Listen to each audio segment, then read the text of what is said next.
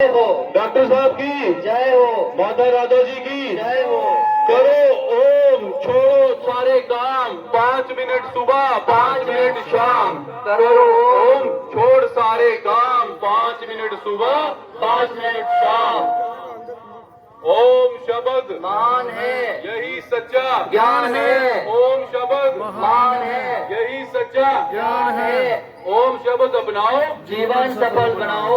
ओम शब्द अपनाओ, जीवन सफल बनाओ। ओम शब्द अपनाओ, जीवन सफल बनाओ। ओम शब्द अपनाओ, जीवन सफल बनाओ। ओम शब्द अपनाओ। जीवन सफल बनाओ। डॉक्टर के कृष्णा भगवान की, डॉक्टर के कृष्णा महाराज की, डॉक्टर साहब की जय हो। ओम शब्द महान है, यही सच्चा ज्ञान है। ओम शब्द महान है, यही सच्चा ज्ञान है। ओम अवतार डॉक्टर साहब की, युग पुरुष डॉक्टर साहब की जय हो। ओम शब्द महान है, यही सच्चा ज्ञान है। माता राधा जी की जय हो। ओम शब्द अपनाओ, जीवन सफल बनाओ। जीवन सफल बनाओ। करो ओम, छोड़ सारे काम, 5 मिनट सुबह 5 मिनट शाम। करो ओम, छोड़ सारे काम, 5 मिनट सुबह 5 मिनट शाम। ओम शब्द महान है, ओम शब्द महान है। ओम शब्द महान है। सभी सत्संगियों की जय हो, राधा माता जी की जय हो। आप सबसे अनुरोध है कि जब तक माता जी बैठते हैं उसके बाद जो हार वगैरह अपने चढ़ाने हैं, ठीक है, तो माता जी को पहले अपने स्थान पे बैठने दीजिए। कृपया करके ओम ओम ओम ओम।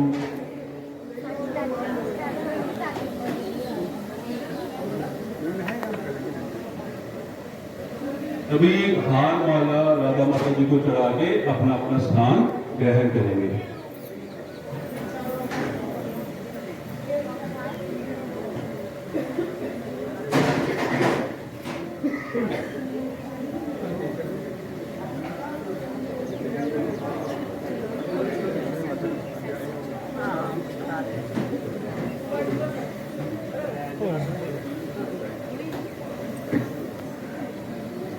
जो शुभारंभ है सत्संग की कार्रवाई शुरू की जा रही है।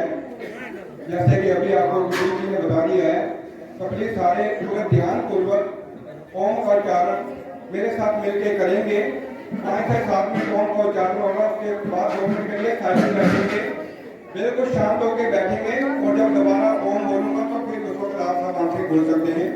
तो चलिए, जो नए लोग हैं वो इस तरह उम्र खड़ी कर लें, अपनी गिफ्टर फिंगर खड़ी कर लें, उसके साथ हम ओम करेंगे और जब दूसरी बार समाप्ति पर ओम होगा तब विधि को सिखाई जाएगी।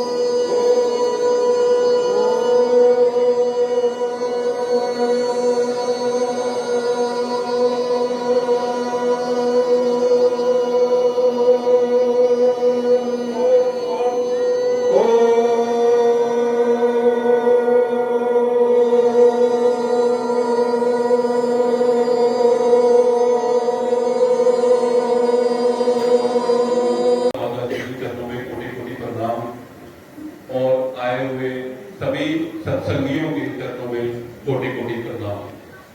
जैसा कि गुरुदेव जी ने बहुत ही सुंदर शेर में बताया कि आज हम 45वां सालाना दिवस स्पिरिचुअल अवेयरनेस सोसाइटी का मनाने जा रहे हैं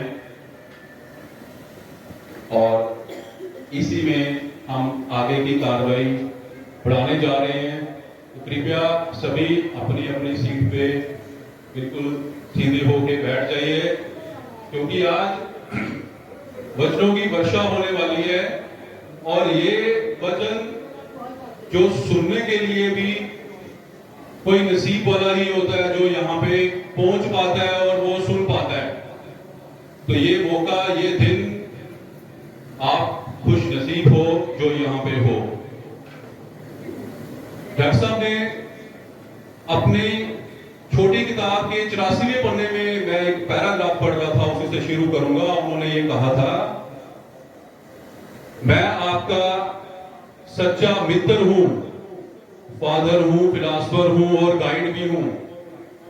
अगर आप मेरी बातों को अपने तहे दिल से मानोगे, समझोगे और विश्वास करोगे, तो मैं ये विश्वास दिलाता हूं कि आपको कहीं भी धर्म गुरुओं के इधर भटकने की जरूरत नहीं है। आप अपने मन की किताब पढ़ोगे और उसी मन की किताब पढ़ते पढ़ते ही आप अंतर्मुखी हो जाओगे और सेल्फ रियलाइजेशन के रास्ते पे चल पड़ोगे। युग पुरुष डॉक्टर के कृष्णा जी महाराज के चरणों में कोटि कोटि नमन। राधे माता जी के चरणों में कोटि कोटि नमन।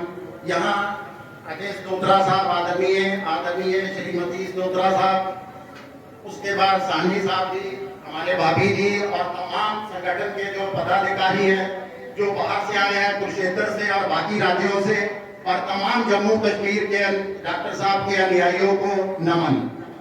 देखिए, महान संत, मानवतावादी, युग पुरुष, आध्यात्मिक गुरु, पवित्र आत्मा रूपी डॉक्टर केवल कृष्ण जी महाराज की जीवन शैली को बयां करने, उनकी जीवन शैली पर प्रकाश डालने का जो सौभाग्य मुझे सौंपा गया है, उसके लिए राधे माता जी और संगठन के तमाम पदाधिकारियों को साधुवाद और तहे दिल से धन्यवाद।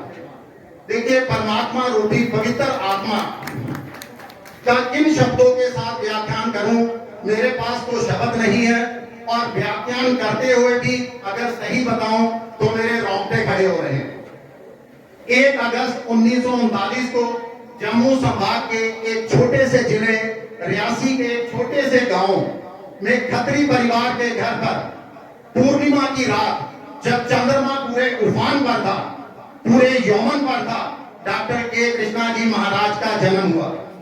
कहते हैं, जन्म लेते ही डॉक्टर के कृष्णा जी महाराज के मुख से सरस्वती माता की प्रशंसा में सांस्कृतिक श्लोक का उच्चारण हुआ था। उस समय के तमाम ज्योतिषियों की भविष्यवाणी भी थी कि ये बालक ईश्वर आत्मा है, इसका जन्म किसी महान कार्य के लिए हुआ है। ज्योतिषों अनुसार बालक भगवान कृष्ण का अवतार है, और इसीलिए डॉक्टर साहब का नाम भी डॉक्टर के कृष्णा रखा गया। डॉक्टर साहब के स्कूली पढ़ाई के बारे में व्याख्यान करें तो जब एक दिन उनके स्कूल में तत्कालीन जम्मू कश्मीर के प्रधानमंत्री, तब 1970 से पहले, बहुत पहले जम्मू कश्मीर के अंदर और देश के अंदर 2 प्रधानमंत्री हुआ करते थे, एक देश का और एक जम्मू कश्मीर में भी मुख्यमंत्री की जगह प्रधानमंत्री का पद था। उस समय प्रधानमंत्री पक्षी गुलाम मोहम्मद थे, उनके स्कूल में अचानक पहुंचे और उन्होंने इनकी कक्षा के विद्यार्थियों को एक जीवन पर एक उद्देश्य लिखने के लिए बताया गया। कहा जाता है कि डॉक्टर साहब ने ऐसा वहां पर अपना उद्देश्य लिखा, जिस पर उन्होंने उसका जो टाइटल लिखा था वो था कि मैं तानाशाही को उखाड़ कर फेंकना चाहता हूँ। तानाशाहियों को देश के अंदर कोई जगह नहीं होनी चाहिए।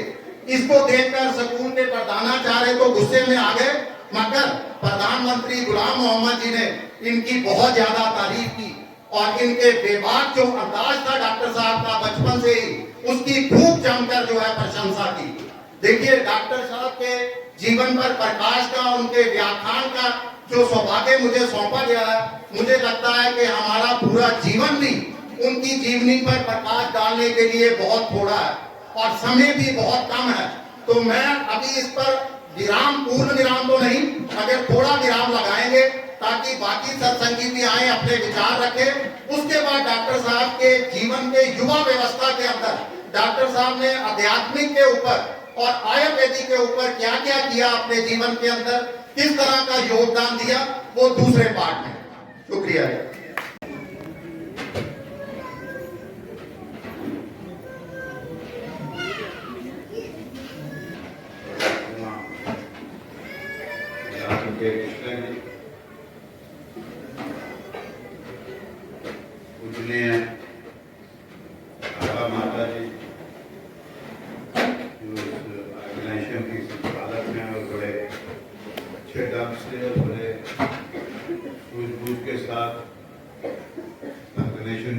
लगा रही हैं और अपने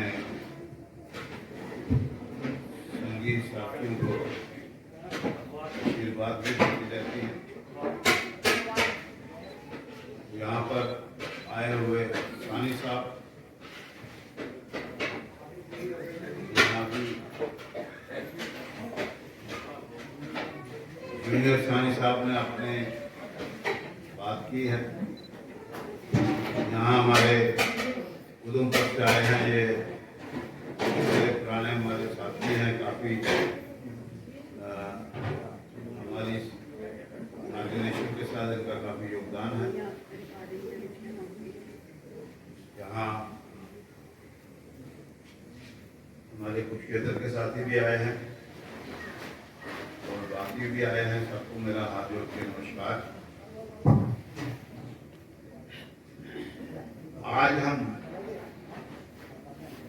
spiritual awareness society of India का, जैसे वो फौज में कहते हैं रेजिंग डे मना रहे हैं, जिस दिन इसका स्थापना हुई। मुझे याद है मैं पहली दफा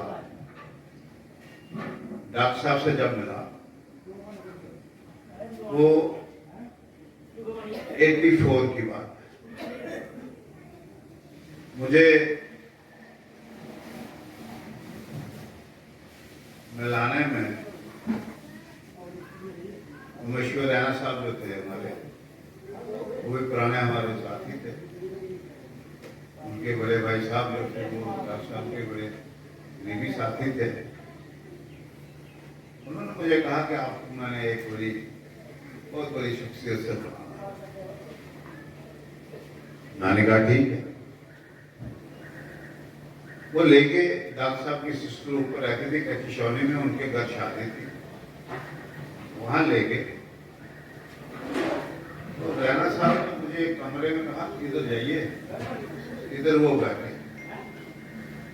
तो उस कमरे में गया, मैंने देखा वेल सूटेड बूटेड आदमी, टाई भी लगाई है, और उधर रैना साहब कहते हैं ये अपने डॉक्टर साहब हैं, इनसे बात करो। जिनके लिए उन्होंने मुझे बड़ी डॉक्टर साहब की स्पिरिचुअलिटी के सिलसिले में बड़ी लंबी चौड़ी बात सुनाई थी।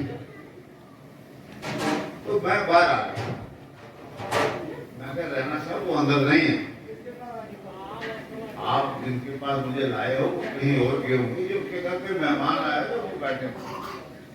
रैना साहब फिर मेरे साथ गए, मुझे कह रहे नहीं यही है वो डॉक्टर। मेरा कहने का मतलब ये है कि डॉक्टर साहब ने स्पिरिचुअलिटी को जानने के लिए, इसको अटेन करने के लिए अपनी जिंदगी आम इंसान की तरह गुजारी।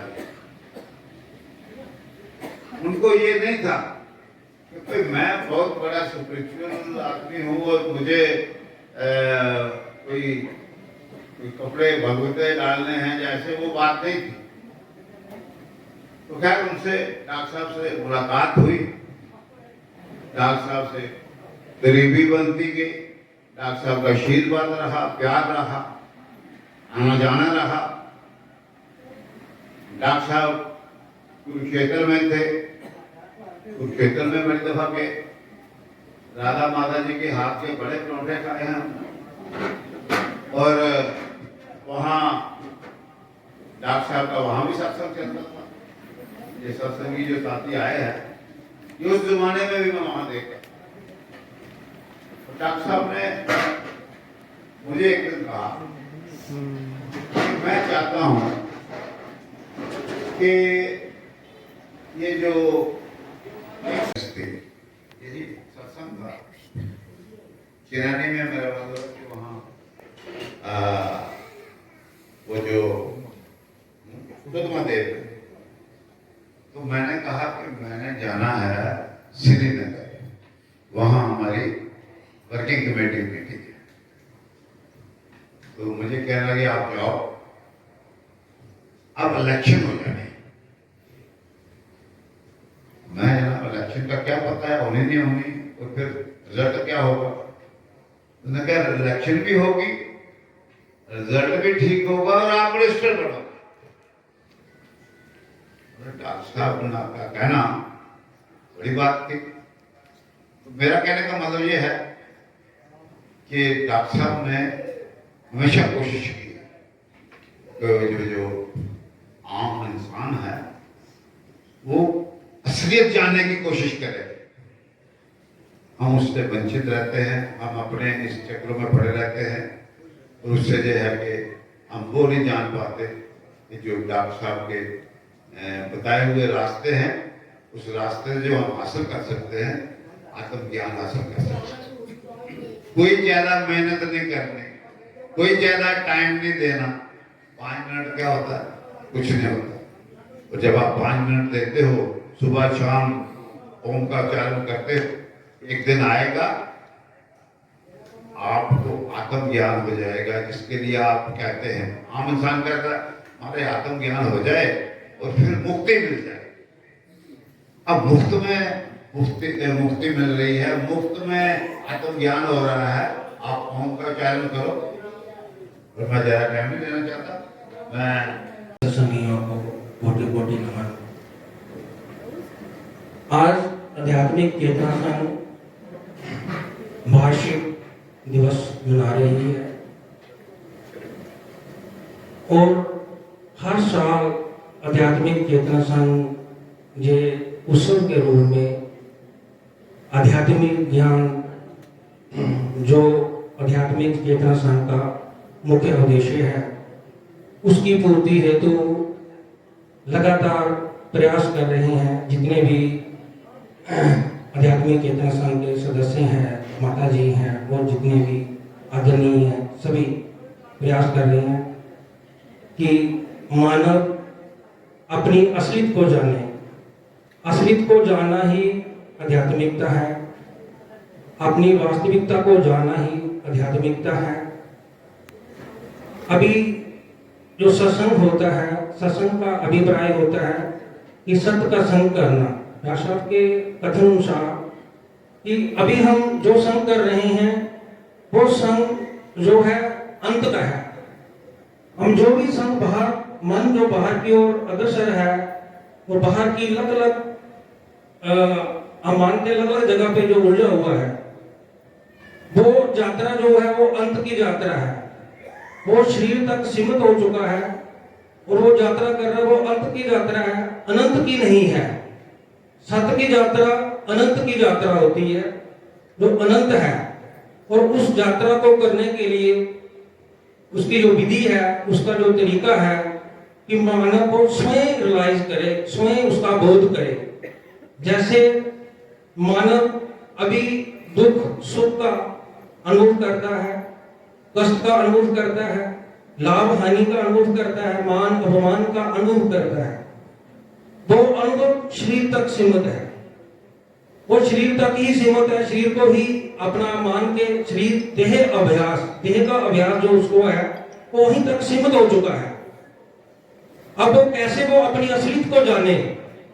उस असलियत को जानने के लिए मन का जो है, मन जहां से आया है, क्या सब कहते हैं मन जहां से आया, मन को वहां तक पहुंचाना है, उसको उसके स्थान तक पहुंचाना है, ताकि वो अपनी असलियत को जान सके, यानी कि वो आत्मबोध कर सके। और आत्मबोध करने के लिए मन का अंतर्मुखी होना जरूरी है। अगर मन बाहर की ओर अग्रसर रहेगा तो बार बार देह का मिलना, देह का छूटना जारी रहेगा और वो जीवात्मा ही बन के रहेगा। वो कभी भी अपनी असलियत आत्मा का बोध नहीं कर पाएगा। और उस आत्मा के बोध के लिए ही राज साहब ने जो शब्द हमें दिया था कि इस शब्द के माध्यम से मानव अपना बोध कर सकता है, असलियत को जान सकता है। और इस असलियत को जानने के लिए उसको परिवार छोड़ने की जरूरत नहीं है, अपने वस्त्रों को बदलने की जरूरत नहीं है, अपने जो उसके जो किरदार है इस जीवन में उसको बदलने की जरूरत नहीं है। उसको सिर्फ जरूरत है सुबह और शाम ओम के उच्चारण करने की और अपने आप को जानने की, और अपने से प्रश्न करना है उसने कि मैं कौन हूं, मैं कहां से आया और क्यों आया। जैसे अभी हम घर से आए हैं, सत्संग में आए हैं, उसके बाद बापू साहब फिर घर चले जाएंगे। ऐसे ही हम शरीर में उतरे हैं, और शरीर में उतरे हैं, इसके बाद भी कहीं जाना है। कहाँ जाना है? उसी के लिए ही डॉक्टर साहब ने वो रास्ता दिया था। यही आध्यात्मिकता है डॉक्टर साहब की। तो डॉक्टर साहब कहते थे कि आप तो आत्मा हो, परमात्मा के अंश हो। आत्मा और परमात्मा में कोई थोड़ा भी भेद नहीं है। वैसे ही जैसे डॉक्टर साहब कहते थे बूंद और समुद्र की बात करते थे कि बूंद को जो है, बिंदु को सिंधु होना है, बूंद को समुद्र में मिलना है। लेकिन जो हमारा अनुभव है वो बूंद का है, और उस बूंद को अपने आप को पानी का अनुभव करना है कि मैं पानी हूं, फिर वो हर जगह विद्यमान है।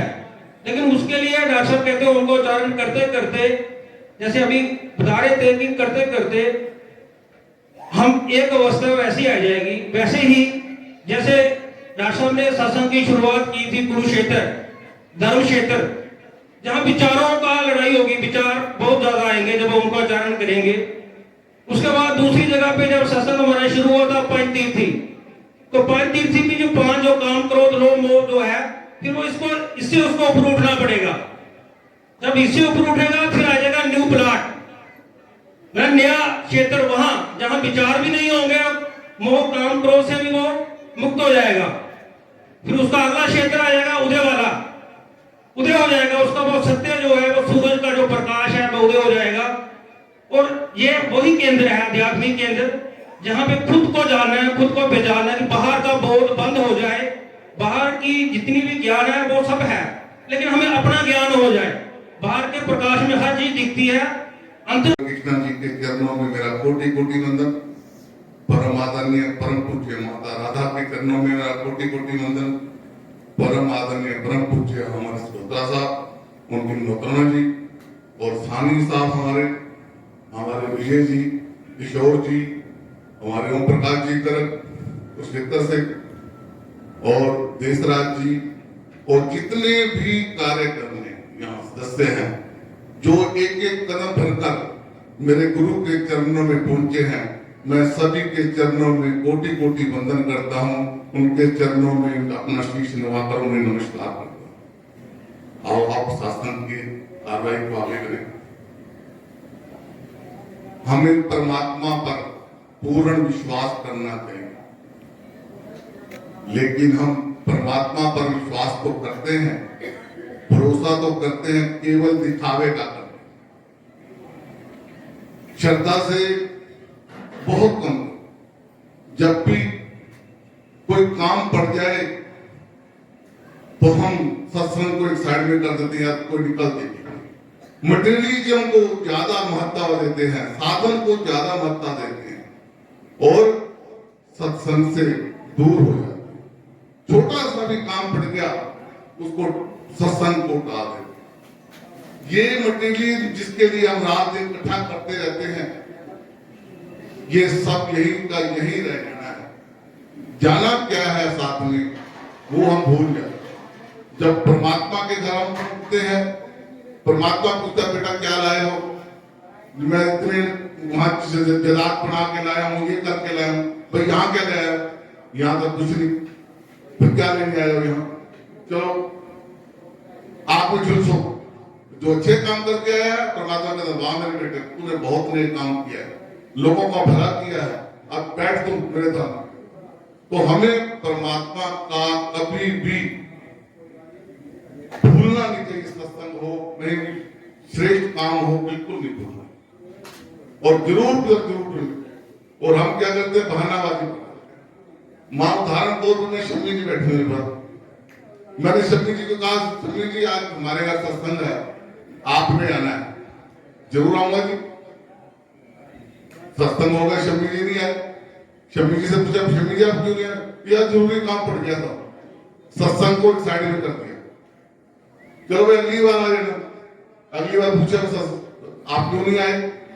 यार क्या करूं, बेटी का जन्मदिन था, क्या करूं, प्रोग्राम सुना। अरे बेटी का जन्मदिन था, बेटी जी को साथ ले आ, उनके कर्म और बढ़ेंगे, उनको आशीर्वाद मिलेगा। लेकिन नहीं, फिर बुलाया, शम्मी जी आओगी, अगली बार फिर आ जाना। शम्मी जी तो आए, पर आए, माथा टेका, केवल दिखावा किया, हाजिरी लगाई और फिर चले गए। बताओ कैसे परमात्मा मिलेगा? तुम्हारे काम कैसे पूरे होंगे? इसलिए हम दुखी रहते हैं। क्यों? कि हम दिखावा करते हैं, परमात्मा के नाम का दिखावा करते हैं।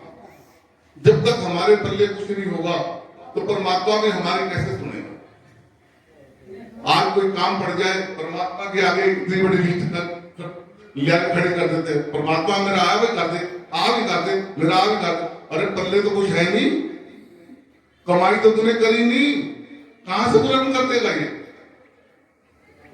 मान लीजिए आप बैंक में गए, आपके बैंक में 500 रुपए, आपने चेक भर दिया 10,000 रुपए का, क्या बैंक वाला आपको 10,000 रुपए दे देगा? दे देगा क्या? ऐसे ही जब हम परमात्मा के आगे खड़े हो जाते हैं, परमात्मा मेरा आ भी कर देता, आ भी कर दे, तो कितना कर देगा भाई? तो कमाई तो हो, कमाई होगी तभी ही करेगा। अब कमाई की बात सुनो, एक उदाहरण देता हूं आपको मैं। नामदेव जी का नाम सुना होगा। एक बार नामदेव जी मंदिर में गए माथा टेकने के लिए, तो ब्राह्मणों ने रोक लिया, कहने लगे भाई तू नहीं जा सकती। कहने लगे क्यों, क्या बात है? कहने लगे जी आज सूट आज तो आप नहीं जा सकते। उन्होंने कहा नहीं मैं जरूर जाऊंगा, परमात्मा सबका एक है, सूरज मेरे ऊपर भी जा रहा है, आपके ऊपर भी खून आपका भी लाल है, मेरा बरसात पड़ती है, आपके ऊपर भी एक जैसी पड़ती है, तो मेरे लिए आप क्यों मना कर रहे हो? तो उन्होंने पंडितों ने उसको पीटा, पीट कर उसको धक्के देके बाहर निकाल दिया। वो रोता रोता मंदिर की पिछली साइड में जाकर बैठ गया। जब बैठ गया, परमात्मा से अरदास करने लगा, एक मेरे परमात्मा इनको अक्ल दे, इनको बुद्धि दे, इनको कोई ना कोई ऐसा सबक सिखा ताकि ये किसी का बुरा ना कहे, मैं चाहता हूं इनका भी भला हो। तो आप यकीन मानो कि वो मंदिर सारा ही घूमकर नामदेव जी के पीछे चला, जितने भी जो पंडित है सारे आगे उसके पांव में पड़ने लगे, कहने लगे हम तो ये कमाई के कारण। डॉक्टर के कृष्णा जी महाराज ने मुझे सही रास्ता दिखाया। मैं हमेशा ओम का उच्चारण भी करती हूँ, चाहे मैं कहीं भी जाऊँ, बस में हो, ट्रेन में हो, प्लेन में हो, मुझे ओम के उच्चारण से इतनी तरंग आती है, खुशियाँ मिलती है और जागृति। मैं उनके मिशन को आगे बढ़ाना चाहती हूँ। मैं तहे दिल से माता जी को प्रणाम करती हूँ और प्यार करती हूँ। मैं माता जी को इस मिशन को चलाने का पूरा श्रेय देना चाहती हूँ। इनकी सहानुभूति और दृढ़ता की वजह से हम सब यहाँ खड़े हैं। माता जी से हमें भरपूर प्यार और स्नेह मिला। उनकी ही लगन को देखकर हमने पिताजी के मिशन का बहाना देकर से हिम्मत मिलती है। आई लव माय डॉक्टर के कृष्णा जी महाराज। मैं एक परम पूज्य डॉक्टर के कृष्णा जी और राधा माता जी को मेरा कोटि कोटि नमन। दूर दराज से आए हुए मेरे सत्संगी भाइयों और बहनों, मैं आपको तहे दिल से आप सबका शुक्राना करती हूँ।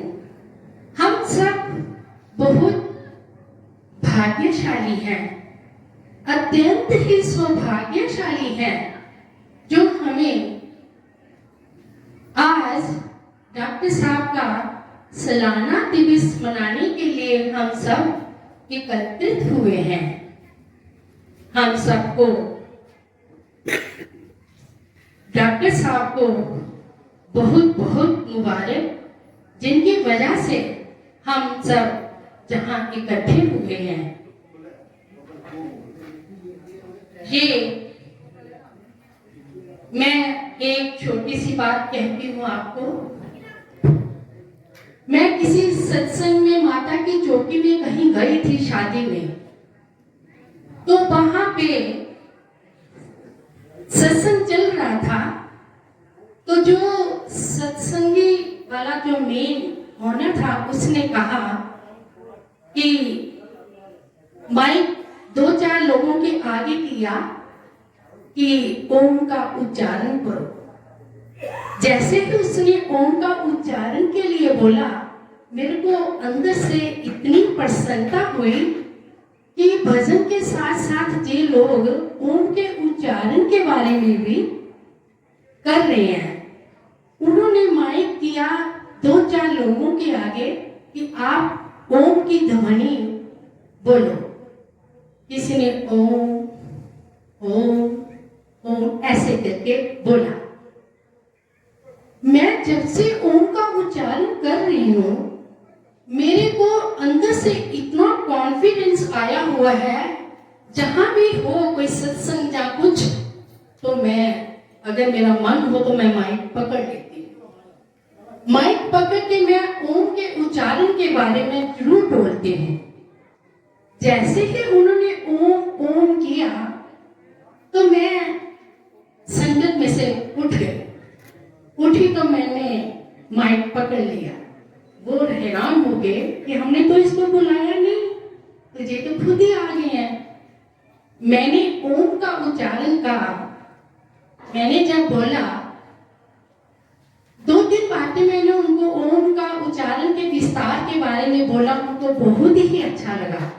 मैंने कहा, भैया आपकी जो संस्था है जो कमर्शियल है, उन्होंने कहा जैसे मैं आप बात बोल रही हो, हमें लगता है कि आप काफी आगे पहुंच चुके हो। मैं कहा नहीं, भगवान की शरण में बैठे हैं, भगवान से बढ़कर कोई नहीं है। तो उन्होंने कहा, मैं क्या भैया हमारी संस्था जो है जो मुफ्त का हमें प्रसाद मिलता है, आपकी संस्था जो है जो आप कमर्शियल है, 21,000 31,000 51,000 आप लेते हो। क्यों? कि आपके साथ सारी टीम आई हुई होती है, आपने सभी को मिल बांट के पैसे देने होते हैं। उन्होंने कहा आपकी संस्था कौन सी है? मैंने उनको बताया। तो कहने लगे, मैम जब भी आपका वहां प्रोग्राम होगा तो मुझे जरूर बुलाना। जब मैंने ओम का उच्चारण बोला,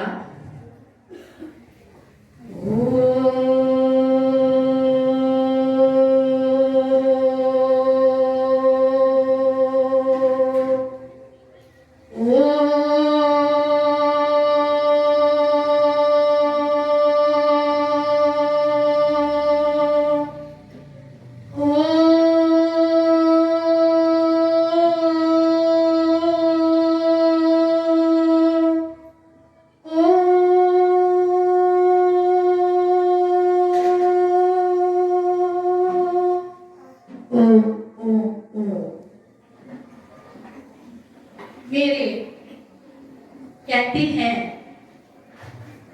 मैं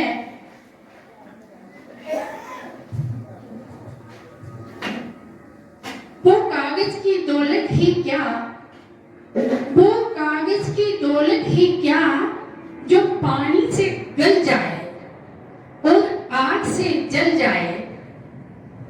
दौलत तो दुआओं की होती है, ना पानी से गलती है ना आग से जलती है। अनंत लूट ले बंदे प्रभु की बंदगी का, अनंत लूट ले बंदे प्रभु की बंदगी का, ना जाने कब छूट जाए साथ जिंदगी का।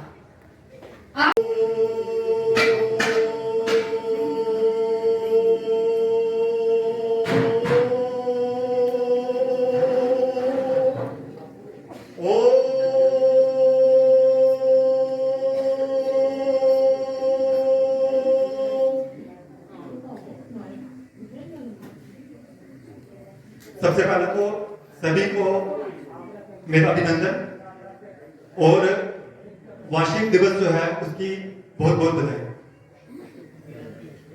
तो मूल मंत्र तो डॉक्टर साहब ने हमें दिया, ओम को चला, उन्होंने सारी बात ही खत्म कर दी। क्योंकि सृष्टि जहां से उत्पन्न होती है और जहां पे विलीन होती है, उसका राज उन्होंने हमको एक अक्षर में ही बता दिया। ओम जो है उसकी महत्वता के बारे में बता दिया। तो मैं अपना निजी अनुभव जो है, जो डॉक्टर की प्रेरणा से ध्यान में आया है, या जिनके ऊपर मेरा अपना एक्सपीरियंस है, मैं उन शब्दों को कुछ को अपने एक्सपीरियंस को आपके आगे रखने की कोशिश करूंगा। अब उसमें से क्या आपको अच्छा लगता है, क्या बुरा लगता है, वो आपके ऊपर है। तो सबसे पहले तो जैसे सुभाष जी ने बात की बैंक बैलेंस की, तो सेविंग अकाउंट की उन्होंने बात की कि सेविंग होनी चाहिए, हमारी जो हमारी सेविंग है वही हमारे काम आएगी।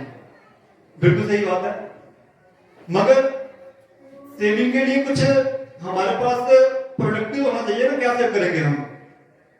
तो हमारे जो प्रोडक्ट्स हैं, जहां से हमें हमारी ऊर्जा जो है, जो हम संगठित कर रहे हैं, वो हमारी है बॉडी माइंड, है ना, क्योंकि साउल तो अपने आप में ही ऊर्जा है, माइंड और बॉडी जो वो भी ऊर्जा ही है। तो सबसे पहले हमें अपने शरीर का बेहद ध्यान रखना चाहिए, क्योंकि डॉक्टर साहब ने बात की है बैलेंस की, बॉडी माइंड एंड साउल। इसी में बैलेंस होगा तभी हमारी आध्यात्मिकता जो है वो रंग लाएगी। हमने इस शरीर को बनाए रखने के लिए जो सही तरीके से जो हमारा जो गतिविधि है उसको बढ़ाना चाहिए। जैसे बॉडी जो है, मैं मानता हूं कि हमें पूर्णतः कार्यरत रहना चाहिए। जैसे हमें नियमित तौर पर व्यायाम करना चाहिए, अच्छी खुराक लेनी चाहिए, है ना, और सैर की एक्सरसाइज जो है डेली करनी चाहिए। मैंने बहुत लोगों को देखा है जो कि आध्यात्मिकता की तरफ एक तरफ हो जाते हैं, तो उसके बाद वो अपने शरीर का ख्याल रखना बंद कर देते हैं। 24 घंटे जो है वो आध्यात्मिकता का ही रहता है, तो उनका शरीर जो है कहीं ना कहीं कमजोर होना शुरू हो जाता है। तो डॉक्टर साहब ने एक ही बात बोली थी कि अगर हम इस शरीर में आए हैं तो सबसे पहला धर्म हमारा ये है, इसको जितनी देर बनाए रख सकते हैं उतनी देर बनाए रखना है। तो उसको बनाने के लिए हमें कसरत करनी पड़ेगी, व्यायाम करना पड़ेगा, है ना, और अपने शरीर का अच्छा ध्यान रखना पड़ेगा। पर आध्यात्मिक चेतना संघ का एनुअल फंक्शन मनाने के लिए जा रहे हैं। बड़ी ही धूमधाम से हम ये मना रहे हैं। तो बहुत से सत्संगियों ने, अधिकारियों ने बड़े ही विस्तार पूर्वक हमें ओम के बारे में, डॉक्टर जी के बारे में बताया। मैं ज्यादा कुछ तो नहीं कहूंगा, यही कहूंगा कि बंदगी वो नहीं जिसमें सिर्फ अपनी ही जरूरतों का जिक्र हो, बंदगी वो जिसमें डॉक्टर जी की रहमतों का शुक्र हो। रहमत जो डॉक्टर जी ने ओम का खजाना हमको दिया है, अपने मन को बैलेंस करने के लिए ओम रूपी जो खजाना डॉक्टर जी ने हमको दिया है, उस खजाने से हम अपने आप को मालामाल कर सकते हैं। जैसे हम हर समय भविष्य की चिंता में रहते हैं और वर्तमान का शोक करते रहते हैं। ओम का उच्चारण हमारे मन को बैलेंस करके हमें वर्तमान में कैसे जीना है, ये अनुभव, ये सबक हमको सिखाता है। तो जरा गौर कीजिए, हमारे सोनी जी कहते हैं कि भौतिक जगत बर्फ के टीले पे चमकते हुए उस बर्फ के समान होता है। जब सूरज की रोशनी उस बर्फ पर पड़ती है तो वो हीरे की तरह चमकता है, लेकिन धीरे धीरे सूरज की गर्मी से वो बर्फ का टीला किसी नदी में बह जाता है। वही है हमारा भौतिक जीवन। जरा गौर कीजिए कि 20 वर्ष पहले जो हम थे वो आज नहीं है, जो 10 वर्ष पहले थे वो आज नहीं है, जो 5 वर्ष पहले थे वो आज नहीं है। धीरे धीरे हम समाप्त होते जा रहे हैं, खत्म होते जा रहे हैं। लेकिन सत्संग का लाभ एक ऐसा लाभ है, एक ऐसा खजाना है जो कभी खत्म नहीं होता। सत्संग से, ओम के उच्चारण से हमारे भीतर जो ऊर्जा पैदा होती है, जो आनंद पैदा होता है, वो दौलत से खरीदा नहीं जा सकता। आज वो चीजें जो हमें बड़ा सुख देती थी, धन, दौलत, पैसा, लेकिन आज कुछ भी अच्छा नहीं लगता। आज सेहत इतनी अच्छी नहीं, वो चीजें जो हमें सुख देती थी, आज वही चीजें हम दुख देने लगती हैं। भोजन तो है लेकिन भूख नहीं, बढ़िया से बढ़िया गद्दे तो हैं लेकिन नींद नहीं, सुख सुविधा का सारा सामान तो है लेकिन सुख नहीं। सच्चा सुख सिर्फ गुरु जी के चरणों में है। तो ज्यादा समय नहीं लूंगा। जो गुरु जी ने हमें ओम का शब्द दिया है, जो वर्षों पहले सदियों तक भी था, आज भी है और सदियों तक रहेगा, उसका आनंद ना तो हम किसी को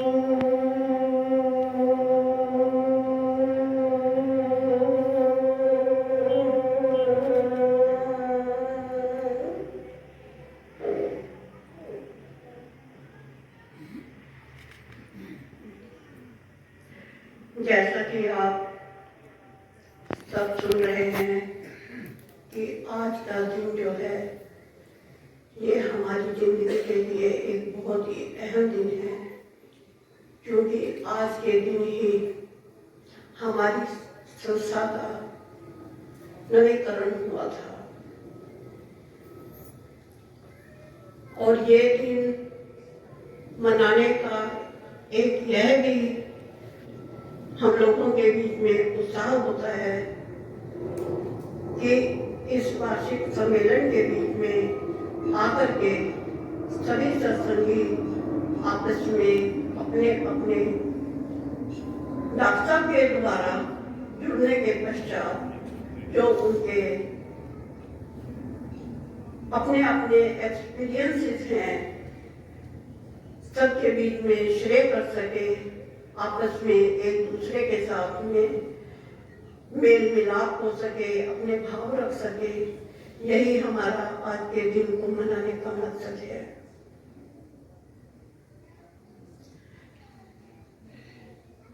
डॉक्टर साहब ने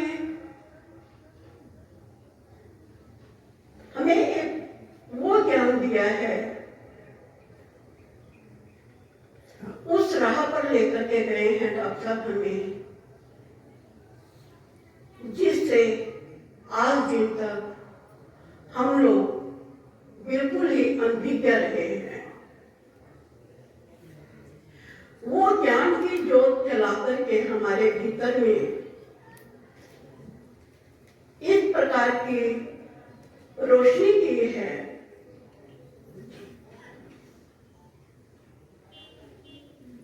कि आज हमें अपने ऊपर भी नाज होता है कि हम किस परम शक्ति के साथ में जुड़े हुए थे और हमें अपने इस शरीर में आने का भी मतलब पता लगा है।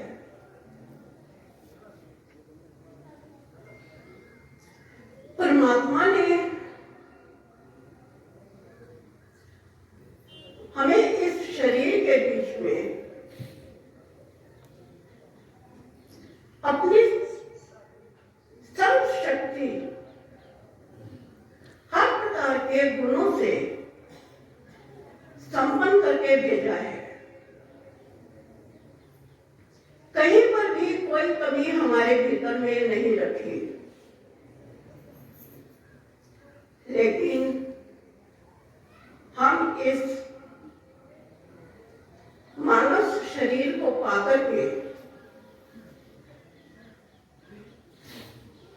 अपने असली स्वरूप को ही भूल गए।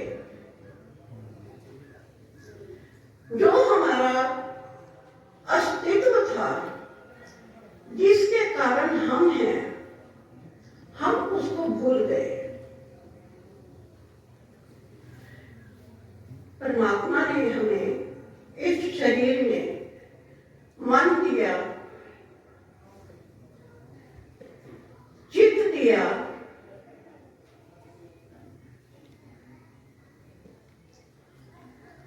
लेकिन हमने ना तो अपने मन का ही सही ढंग से उपयोग किया, ना चित्त का ही उपयोग किया, और ना ही अपने सोच का उपयोग किया।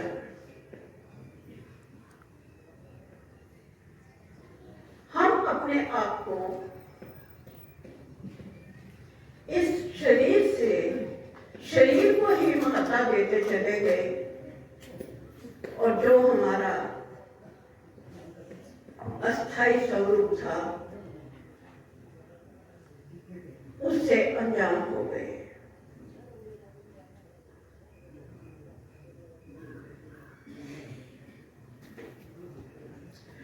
डॉक्टर साहब ने ओम शब्द के माध्यम से, ओम के द्वारा हमने कुछ जागृति पैदा करने की कोशिश की। मानव जाति को एकीकरण करने की कोशिश की, अपने विचारों से, अपनी शिक्षाओं से, अपने अनुभवों से, ताकि मैं पूरी मानव जाति को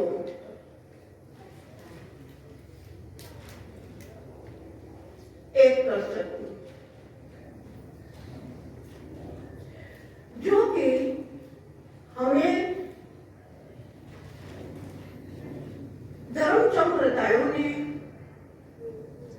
धर्म के ठेकेदारों ने, परमात्मा हिज होलीनेस डॉक्टर के कृष्णा जी के चरणों में कोटि कोटि प्रणाम। आए हुए सभी सत्संगियों को मेरा कोटि कोटि प्रणाम। सबसे पहले मैं माता राधा जी को, जो हमारी चेयरपर्सन है संस्था की बागडोर संभाले हुए हैं, मैं उनका कोटि कोटि धन्यवाद करता हूं। और मैं ये प्रार्थना भी करता हूं कि जिस प्रकार को उन्होंने संभाला हुआ है वैसे ही हमारे मार्गदर्शन करते रहें, इस आध्यात्मिक चेतना संघ की बागडोर को अच्छे तरीके से संभालें। उसके बाद मैं अजय कुमार जी सदोदरा, जो हमारे secretary general international sexual awareness society के हैं, मैं उनका मन की गहराइयों से बहुत अभिनंदन भी करता हूं, बहुत शुक्रिया भी करता हूं कि उन्होंने अब समय निकाल के हमें हमारे सत्संग में अपनी प्रस्तुति दी, अपनी उपस्थिति दी। इसके लिए उनका बहुत बहुत शुक्रिया, बहुत बहुत उनका अभिनंदन। सतीश जी सानी जी, जो हमारे senior most spiritual awareness society के जो ड्यूटी के प्रेसिडेंट भी हैं, वो अपनी सेहत के खराब होने के भी बावजूद हमारी संस्था में उन्होंने इस सत्संग में शामिल हुए, मैं उनका भी कोटि कोटि अभिनंदन करता हूँ। और मुनीश जी सानी, जिन्होंने डॉक्टर साहब की जीवनी जो प्रस्तुत की, उनका भी मैं कोटि कोटि धन्यवाद करता हूँ, शुक्रिया करता हूँ। ओम प्रकाश जी, जो दिवंगत आत्मा है, जो जिन्होंने इस जमीन को दिया था हमें आध्यात्मिक चेतना संघ की इस जो हमारा ये सत्संग हाल है, इसके लिए जो जमीन डोनेट की थी, मैं दिल की अंतःकरण से मैं भगवान से प्रार्थना करता हूं कि उनको, उनकी आत्मा को बहुत उच्च कोटि का स्थान प्रदान करें डॉक्टर के कृष्णा जी महाराज। उनकी फैमिली को भी मैं बहुत बहुत शुक्रिया करना चाहता हूं, खासकर जो सतीश जी हैं, जो हमारी सारी संस्था का काम संभाले हुए हैं, जो कंस्ट्रक्शन का काम चल रहा है वो भी संभाले हुए हैं, मैं उनका भी कोटि कोटि धन्यवाद करता हूं। कुरुक्षेत्र से आए हुए सभी सत्संगियों का, सुहास जी, गर्ग जी, जगदीश जी, दीपिका जी और और दूसरे भी जो इस सत्संग को अटेंड किया है, मैं उनका भी कोटि कोटि धन्यवाद करता हूं। कठुआ से आए हुए सभी सत्संगियों का मैं कोटि कोटि अभिनंदन करता हूं और धन्यवाद करता हूं कि वो उन्होंने इतनी दूर दराज इलाकों से आके इस सत्संग की शोभा बढ़ाई। रियासी से आने वाले सभी सत्संगियों को भी मेरा कोटि कोटि प्रणाम। और उन्होंने अपनी इतनी दूर दराज एरिया से इस हमारे सत्संग में आए और हमारी सत्संग की शोभा बढ़ाई। टेंट हाउस के जो हमारे शर्मा जी हैं, मैं उनका भी बहुत बहुत धन्यवाद करता हूँ। साउंड सिस्टम जिन्होंने दिया है, उनका भी बहुत बहुत धन्यवाद करता हूँ। देशराज जी, जो हमारे लंगर इंचार्ज हैं, जो हमारी भोजनालय देखते हैं, मैं उनका भी कोटि कोटि धन्यवाद करता हूँ। और खासकर ये गुरदीप शर्मा जी, जो स्टेज संभाली, जिन्होंने सुमित बाली जी, जिन्होंने स्टेज संभाली, उनका भी मैं कोटि कोटि धन्यवाद करता हूँ और उनका भी शुक्रिया अदा करता हूँ। किशोर जी, जो हमारे हेड हैं मैनेजमेंट के, और सारा काम सत्संग का सब कुछ वो कैशियर समझो आनी नाल वही ये सब चीज़ों को संभालते हैं। मैं दिल की गहराइयों से उनका बहुत बहुत शुक्रिया करना चाहता हूँ। और इस सत्संग में जो वीर जी मराठा जी है, उन्होंने फाइनेंशियली हमारे इस सत्संग की बहुत मदद की है, उनका भी मैं तहे दिल से शुक्रिया अदा करता हूँ। विजय बड़ियाल जी जिन्होंने भी फाइनेंशियल मदद की है, चरण सिंह जी, उत्तम चंद जी, भारती जी कोल और मतलब